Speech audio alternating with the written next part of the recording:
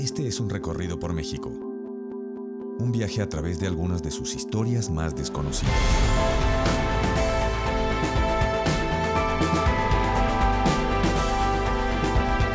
Un estado del país. 3 historias.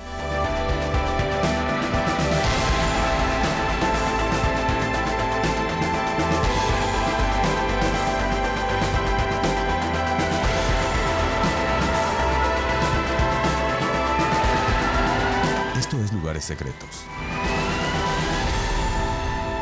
La bitácora de un México escondido.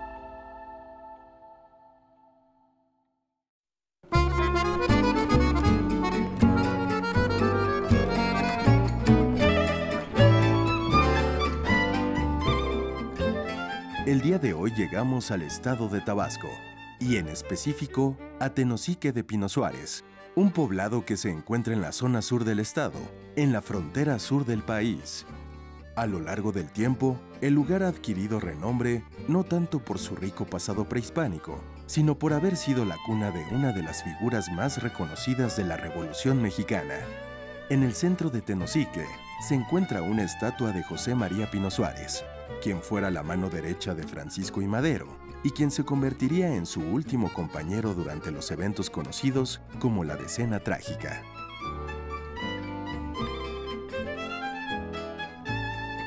José María Pino Suárez es tabasqueño, nace en Tenosique y va a estar vinculado a familias importantes del estado de Tabasco. Es un hombre que al mismo tiempo que tiene claro el oficio de abogado, tiene también una veta sensible, literaria, y de hecho Pino Suárez es poeta. Es un poeta que también está comprometido con las causas políticas antirreeleccionistas, va a ser director de un periódico, va a hacer periodismo, y Madero va a mirar en Pino Suárez a un personaje interesante, a un personaje valioso, y ahí es cuando Pino Suárez entra a la fórmula con Francisco Madero. Van por la candidatura de presidente y de vicepresidente de la República. La fórmula de Madero y Pino Suárez gana las elecciones de una manera abrumadora. En junio de 1911, cuando entran a México Madero y Pino Suárez, bueno, la ciudad entera se vuelca para verlos, para vitorearlos,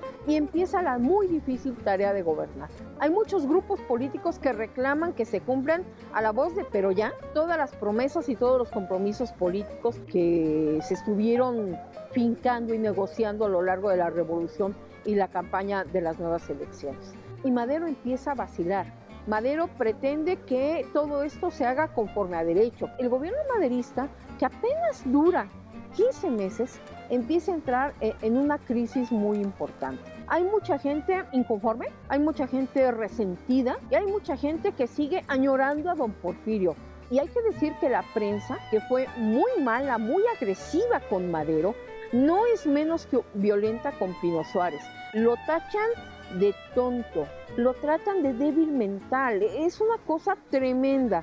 Y sin embargo, Pino Suárez en todo momento está ahí al pie del cañón, leal, pero como mucha gente de la cercana a Madero, está consciente de que se conspira en contra del régimen. Madero hizo cosas increíbles.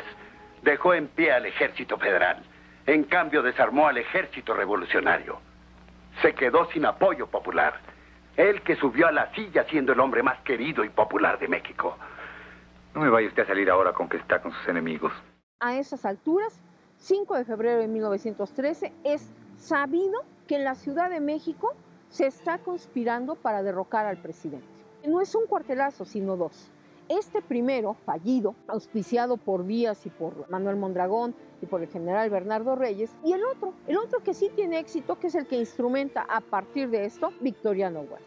9 de febrero de 1913 inicia el cuartelazo. Madero baja a caballo del castillo de Chapultepec y se dirige a Palacio Nacional, y no va a volver a salir de Palacio Nacional mientras no resuelva la crisis.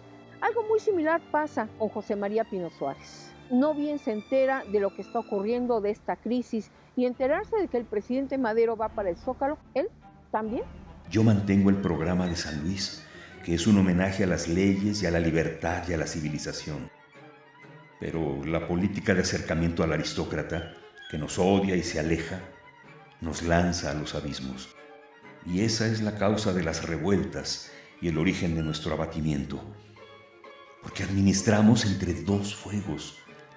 No somos adversarios de nadie, pero todo el mundo es adversario nuestro.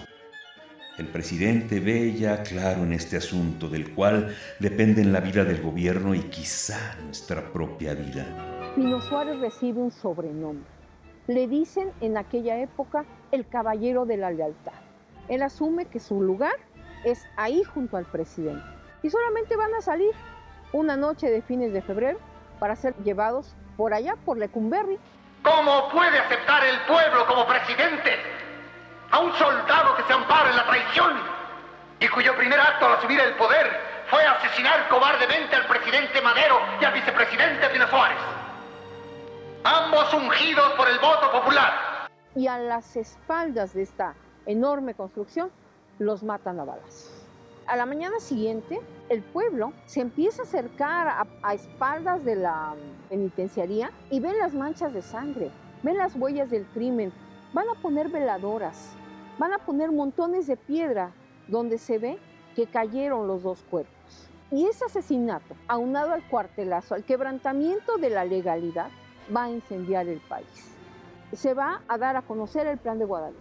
Se desconoce la pretendida legalidad del régimen de Victoriano Huerta, Álvaro Obregón, Venustiano Carranza, Plutarco Elías Calles. Por otro lado, el zapatismo del centro del país, el reclamo, la exigencia de justicia, de restauración de la legalidad, es lo que mueve a estos hombres. Vivo Pino Suárez hubiera podido acogerse a este apoyo de estas fuerzas del norte del país especialmente, que eran las que seguían originalmente a Madero, habría podido generar un núcleo de resistencia importante en su tierra, en Tabasco, en Yucatán, pero efectivamente, eso pues no es más que un ejercicio conjetural, porque la realidad es que José María Pino Suárez, apodado el Caballero de la Lealtad, murió con el presidente Madero en febrero de 1903. La fidelidad que Pino Suárez le tuvo a Madero hasta el final culminó con su violento asesinato en la Ciudad de México. Pero el renombre de Pino Suárez no terminó allí. Tenosique se ha encargado de recordarle a todos sobre la vida y muerte de aquel al que los tabasqueños continúan llamando Caballero de la Lealtad.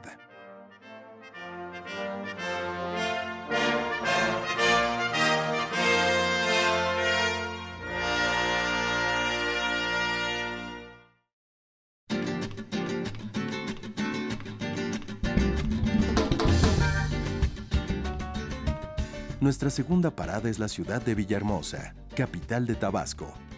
La ciudad se ha convertido en una de las principales del sureste del país, no solo en términos económicos, sino también sociales y culturales.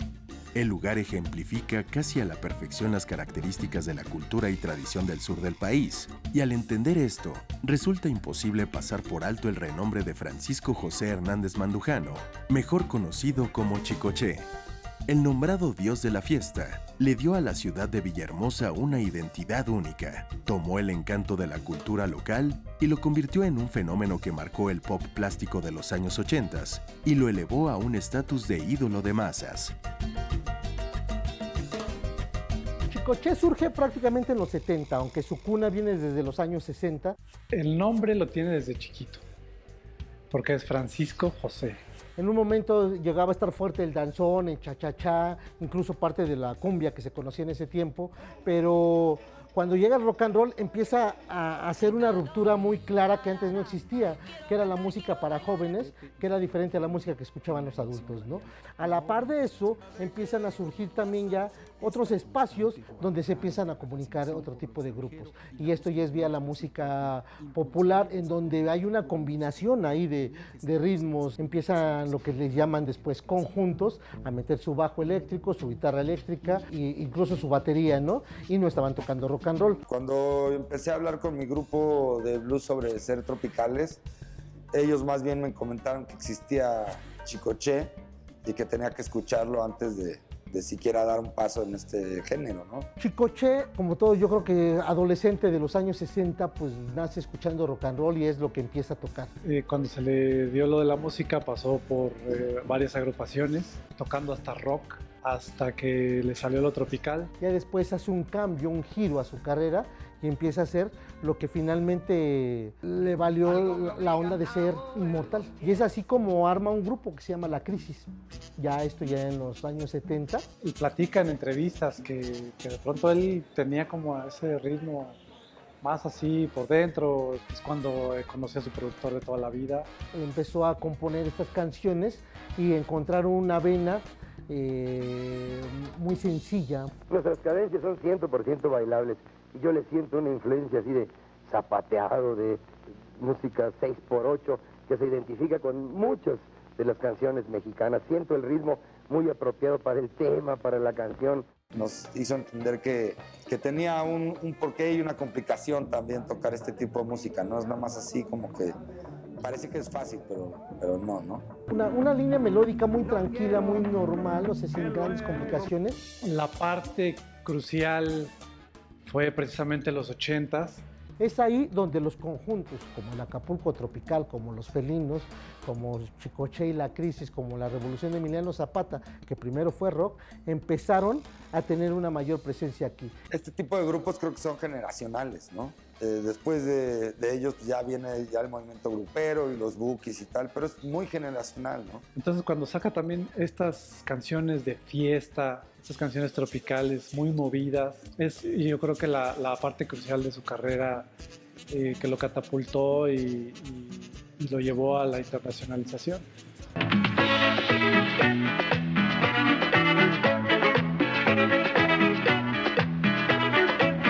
Tengo una nena que a mí me quiere porque le gusto como yo soy. Me sigue a Huautla, me sigue a Puebla y a Catemaco por puro amor. De Quenchón, esos ojos que miran bonito. De Quenchón, esas manos que a mí me acarician. Con Chicoche y La Crisis hay parte del folclore, hay parte incluso un poco de crítica social, pero sobre todo está el humor. Ese ingenio de autoburlarte o de autocreerte o autoalabarte, me gustaba mucho de él ya en entrevistas que he visto y todo. Era como, soy yo y nadie más que yo, ¿no? Y le llegó a un sector bien popular. Y nos encontramos aquí, frente al edificio del Banco de México, con una de las comparsas de los barrios más bravos de Veracruz, que se encuentran ya practicando, ya empezando a vivir el entusiasmo del carnaval. La relación que él tenía con el público era así, mano a mano, o sea, estaba en la calle y te saludaba, era muy entregado a su familia, muy entregado a su público, una persona siempre con los pies en la tierra, sabía de dónde venía. Él tenía mucho que ver también con el rock y su actitud era muy rockera. Fíjate que esto le costó, por ejemplo, mucho trabajo a Rigo Tobar, ¿no? Si te das cuenta, por ejemplo, Rigo Tobar, que fue como su gran competidor en algún momento, nunca se metió con nada de la sociedad ni el gobierno. Cantaba canciones románticas. Creo que de eso ha dependido el éxito tanto de Rigo como el de un servidor, el corazón que ponemos cada vez que subimos a un estén, como dice él. No, y nos vamos a dar un tiro en baile. Ay, cuando tú quieras. A mí, ¿sabes cómo me gustaría que tocáramos juntos, llevar nuestra música a tantas partes que desean escucharla? Y Chicoche tenía este Alex Lorismo. Creo que es el Alex Lora tropical, ¿no? Es alguien que levanta la voz y de una manera muy cómica retrataba al mexicano, pero también hacía una protesta social, ¿no? En su momento también se le vio a Chicoche siempre como algo peyorativo, ¿no? Ya pasado el tiempo podemos ver que entró en un ámbito popular, ¿no? En donde está José Alfredo, en donde está Agustín Lara, donde están los grandes boleros, donde están los grandes cantantes vernáculos y también pues, donde está toda esta gente que interpretaba música tropical, ¿no? Luego de que el presidente Luis Echeverría entrara al poder a principios de los 70s, el rumor de que se vendría una crisis inspiró a Chicoche a nombrar a su banda de esta forma. Juntos, Chicoche y La Crisis obtendrían algunos de sus mayores éxitos como ¿Quién Pompó? Y El Africano. En un momento regresamos con más de esta historia.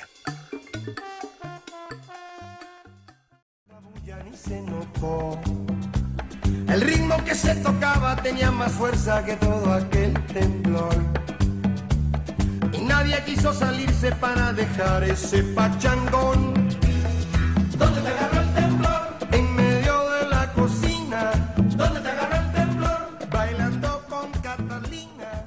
puedo decir que es el único que no tenía que hablar de amor ni nada para hacer música tropical y música bailable, ¿no? Aunque él nació en la Ciudad de México, realmente siempre representó Tabasco, ¿no? Y la huella que ha dejado en Tabasco ha sido tremenda. Tú puedes ver en Villahermosa a los chavos que llegan en sus autos deportivos, pero bueno, en lugar de estar escuchando cualquier otra cosa, están escuchando a Chicoche. Él adoptó aquel lugar. Recordemos que toda esta zona del país es muy rica, pero también es donde... Rica quiero decir en todo lo que tiene, ¿no? Tanto petróleo, selva, todos estos recursos naturales que tiene esta parte del país y que aún gozan con ello. Pero también es donde están los poblados más desprotegidos, ¿no? Los más pobres del país.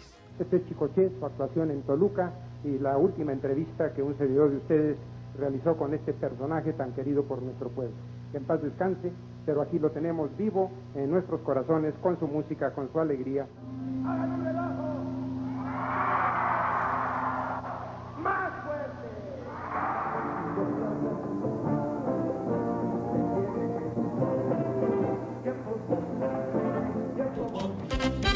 Quempompó, chapatitos, quempompó. Quempompó, quempompó. Quempompó esas cosas. Quempompó, de Quenchón, Don te agarró el temblor, Macorina, La Estaca. Son canciones que han trascendido porque ahora esas frases las usamos de manera cotidiana. Cuando vemos a alguien que trae algo nuevo, todavía seguimos diciéndole Quempompó. Eso es sabiduría popular. ¿Dónde te agarró el temblor y no sé qué y tal?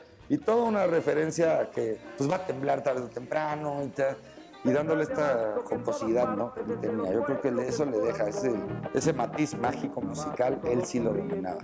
Pero de pronto ver su apariencia con un overol, que podía estar más emparentado con un obrero o con un pintor, pues nos hablaba, ¿no? de su propia personalidad, ¿no? Ese era como su cuadro de batalla, además de su mata larga y sus lentes redondos y el mostacho, ¿no?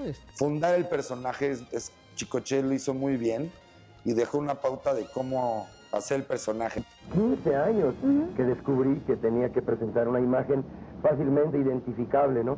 Y ¿No será para disimular la lonjita? También. Entonces, son muchas las anécdotas que la gente tiene de él. La gente tiene un maravilloso recuerdo de Chicoche. Se le ve en su sonrisa, ¿no? O sea, creo que era alguien que no tomaba nada muy personal, alguien muy ligero, ¿no? Chicoche jamás se imaginó que años después cualquier tipo de gente iba a estar cantando. Su músico lo iba a recordar, ¿no? ¿Qué te puedo decir del legado musical? Más de 40 LPs, más de 400 canciones grabadas. Ha logrado trascender de generación en generación y siguen sabiendo quién es. Se hacen cosas en honor a él. Si algo nos enseña ese carácter, es que los grandes ídolos siempre han sido buena onda. Chicoche sí tenía ese lado más, pues más persona, ¿no? Que al final de todo, seas futbolista, cantante, músico, presidente, pues todos somos iguales. Yo creo que cuando llega su muerte es cuando empieza a tener una mejor exposición. Creo que dejó una huella impresionante a lo largo y ancho del territorio nacional y de otros países, específicamente en Estados Unidos. Vamos a estar un mes en los Estados Unidos de gira. Sabía que empezaba usted el viernes en San Diego, ¿verdad? El viernes empezamos en San Diego y ahí California, vamos a Texas, vamos a Illinois. ¿Se va con su grupo? El grupo, sí. Oiga, y la crisis ya no les veo nada, ya tienen traje nuevo y todo, ¿eh? Para que vean nada más. Y creo que lo aprovechó muy bien y que se apagó un tiempo, digamos en los 90, después de su muerte quizá y tal. Pero luego vuelve a surgir porque 10 años después hay nuevos grupos, no sé cuánto dure, pero yo creo que unos 10, 15 años sí puede ser como el grupo ese de esa generación. El chicocheísmo creo que existe desde que él estaba. Los chicocheístas, sin saber que eran chicocheístas, tenía a lo largo y ancho del territorio fans, y esos yo creo que son los primeros chicocheístas. Nosotros estamos dándole como este giro ahora con este disco y tratándolo de hacer una corriente precisamente porque creemos que él se ha convertido en una persona de culto. Pero el tener esta vena, esta música que le llega a la gente, que le llega al corazón y que puede ser repetitiva y que de pronto la cante y la acompañe siempre, yo creo que nos pedimos la oportunidad de tener a uno de los grandes compositores populares. Chicoché se convirtió en un personaje porque supo encapsular las dificultades de sus orígenes, su espíritu rock and rollero y el folclore de su tierra natal para traernos un nuevo sonido que, combinado con su doble sentido y la alegría de sus letras, logró cautivar a todo un país que hoy en día se sigue aferrando a ese ritmo tropical que tanto caracterizó al cantante del overol.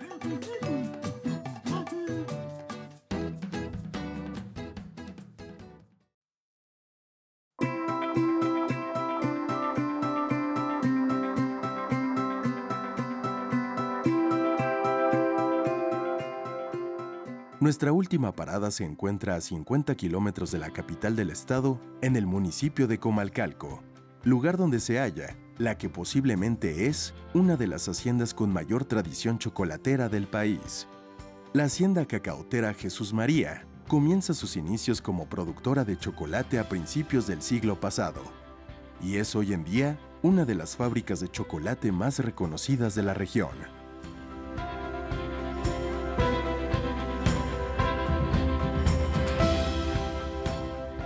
La historia del cacao es hablar de una historia de miles de años. Vamos a decir que el origen está hacia Ecuador, en la parte amazónica, el origen del cacao. Pero si hablamos de cultura, nosotros tenemos la cultura del cacao, se puede decir, y del chocolate. Como chocolate es aquí en México, chocolate. La hacienda tiene 100 años dentro de lo que es mi familia. Analizamos, vimos las escrituras originales y siempre ha sido sembrada con cacao. Esta hacienda pasa a pertenecer a la madre del actual dueño, el ingeniero Vicente Gutiérrez Casep, que en 1990 crea el primer producto, el chocolate cobertura, el chocolate golosina.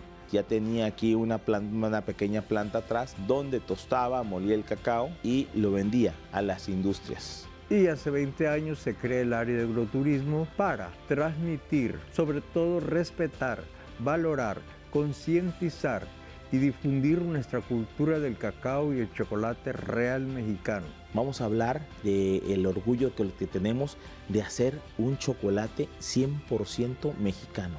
Es una planta simbiótica que tiene que convivir con animales y plantas. 5 años dura en crecer y empezar a dar fruto. 5 meses dura la etapa de polinización a que se pueda cortar el fruto. 5 días son, por regla de calidad, un secado parejo y uniforme.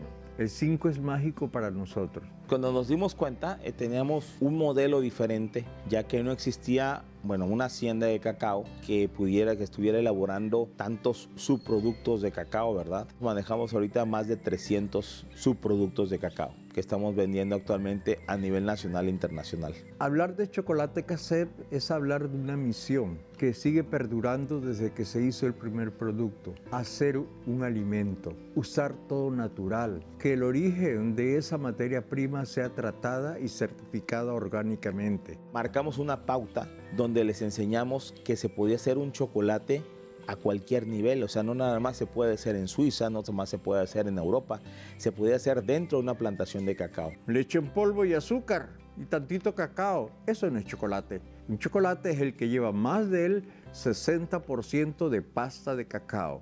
Volver a hacer que un chocolate sea considerado como un alimento, no como una golosina. Tabasco es origen. En Tabasco continuamos con esa tradición de elaborar un chocolate maya. Utilizamos maquinaria mexicana y podemos hacer un chocolate, si lo requieren, más sedoso que un belga o con un mejor relleno. Aquí nosotros lo que andamos buscando, los mercados, se puede decir un poco más de calidad, porque existen.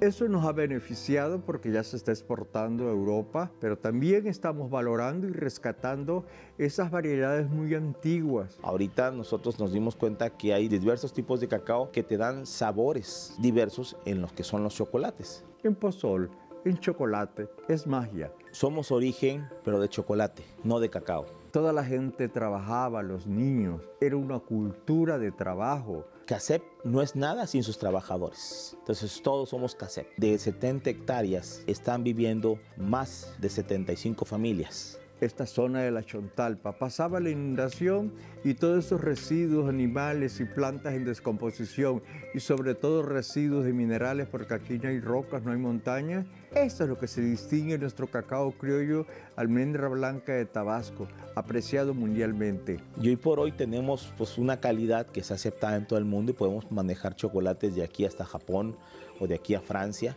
y los chocolates llegan en excelentes condiciones. Sabemos la valía que tiene a nivel mundial de nuestro cacao y eso es lo que estamos exportando. Y por eso también nos vienen muchos visitantes de diferentes partes del mundo porque vienen a ver este cacao.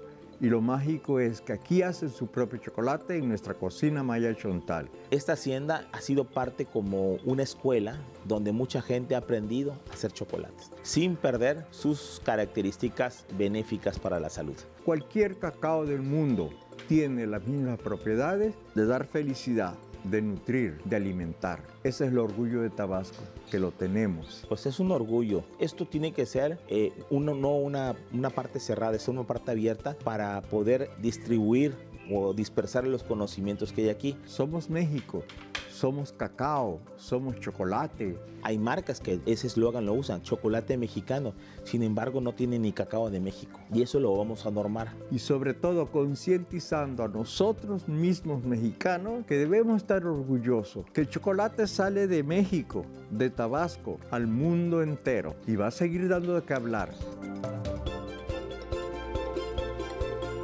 Las haciendas cacauteras de Tabasco tienen ya una tradición que data de casi un siglo y que no solo ha ayudado a la economía de la zona, sino también se ha convertido en un elemento de identidad de la gente del lugar.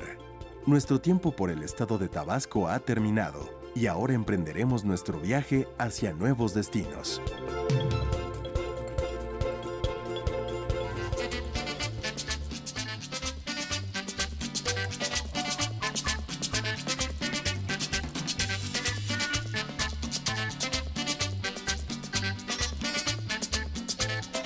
Macorina, Macorina, ponme la mano aquí. Macorina, Macorina, ponme la mano aquí. Macorina, pon, Macorina, pon, Macorina, pon.